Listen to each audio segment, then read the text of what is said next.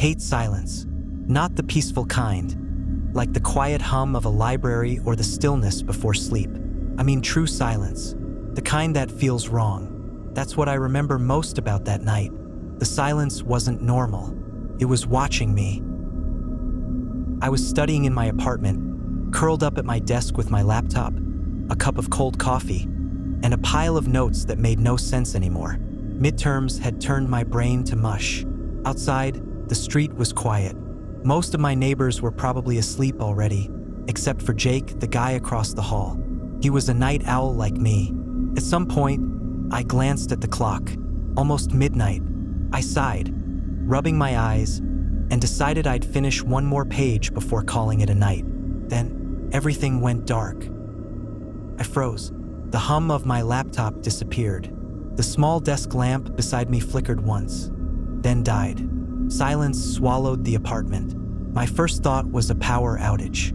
I grabbed my phone and used the flashlight to find some candles. No big deal.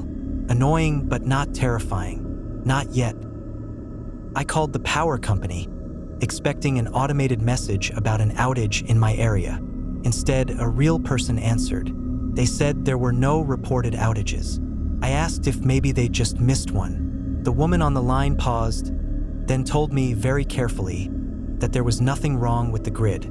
Then she asked, had I checked my breaker? Something cold slid down my spine. I hadn't.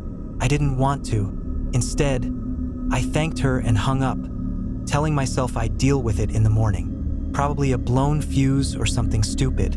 I lit a few candles, trying to ignore how eerie everything felt in the flickering light.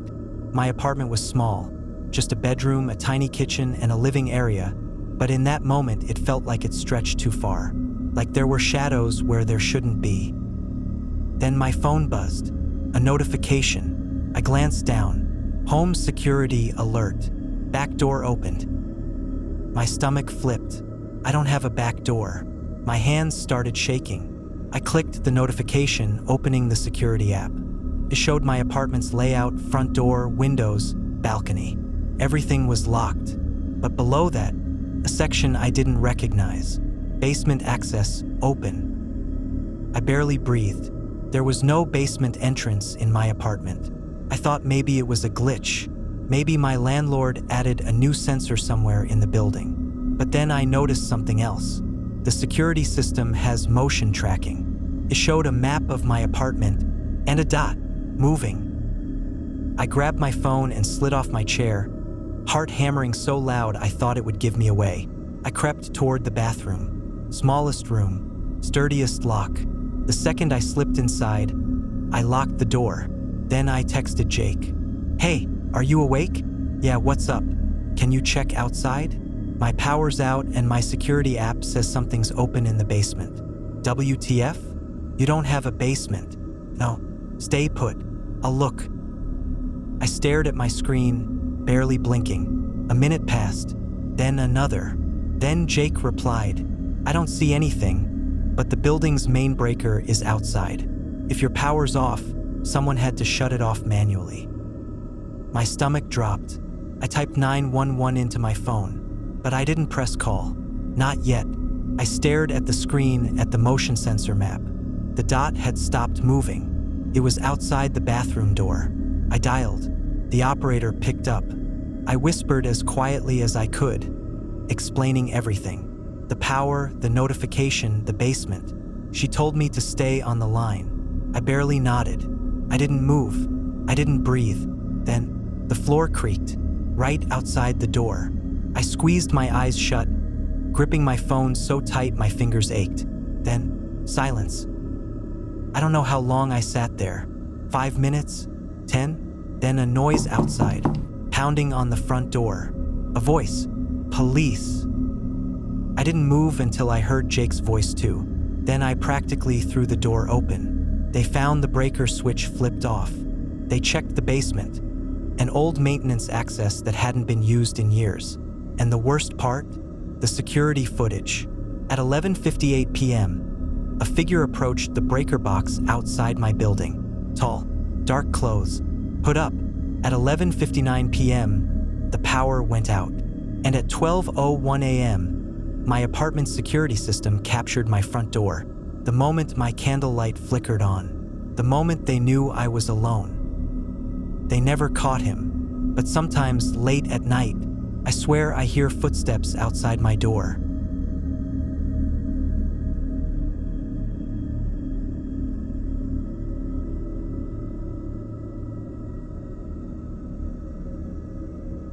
The thing about being home alone at night is fun until it isn't. At first, it's all snacks and no bedtime, flipping through channels without anyone telling you to turn that garbage off. But then, at some point, the house gets too quiet. Every shadow feels wrong, and suddenly you're very aware of how alone you are. That's what happened to me that night. I was curled up on the couch watching some late-night reality show, volume low so I could hear the sound of the garage when my parents pulled in. They had gone to dinner and a movie, just a couple of hours, nothing big. But I still felt weird about it. I wasn't scared. Not really. Just uneasy. The kind of feeling that makes you check the locks twice. At some point, the show cut to commercials. I leaned back, stretching, and stared at the screen as it faded to black. That's when I saw it. A reflection, a figure standing behind the couch. I spun around. Nothing. No one. Just the empty living room. The dim glow of the kitchen light spilling in from the hall. I let out a shaky breath, forcing a laugh. My brain was playing tricks on me. Had to be. I'd been watching too much TV, too many horror movies. It was nothing. I told myself that, over and over. But then I turned my head and saw the footprints.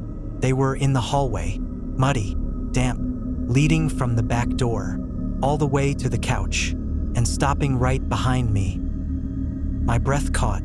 I scrambled up, heart pounding, my eyes locked on the footprints.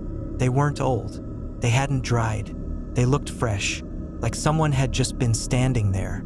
I forced myself to move, stepping forward, following the trail with shaking hands. The footprints were weird, too big for my mom, too small for my dad. And not just muddy. The color was off, dark, almost red. I reached the back door, still locked.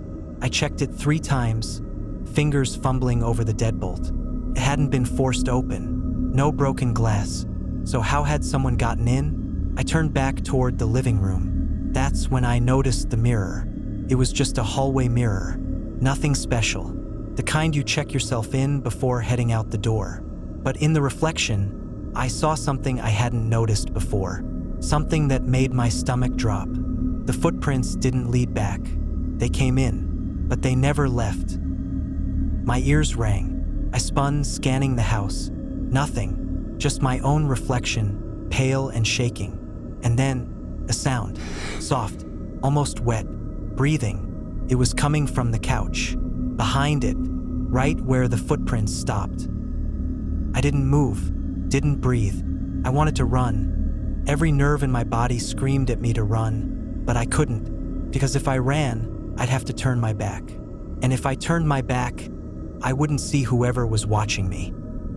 The sound shifted, a shuffle, like weight shifting on the carpet.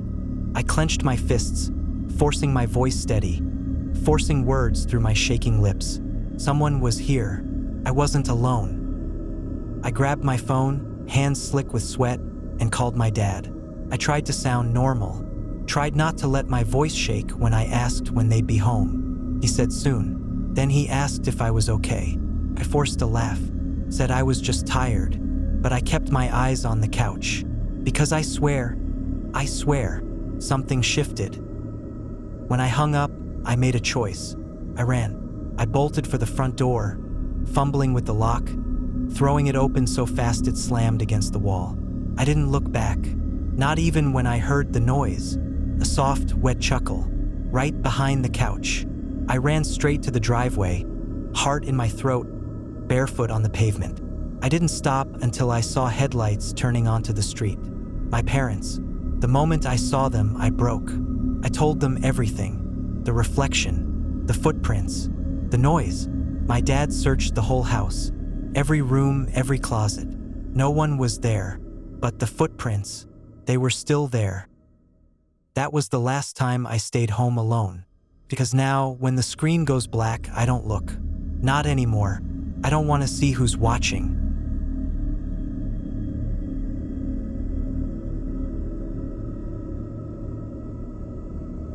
If you're drawn to tales like these, consider subscribing to Spectral for more chilling entries waiting to be uncovered. And if you have your own haunting story that you'd like featured in an upcoming compilation, we'd love to hear it. Just email us at spectralentries@gmail.com. Now, let's get back to the video.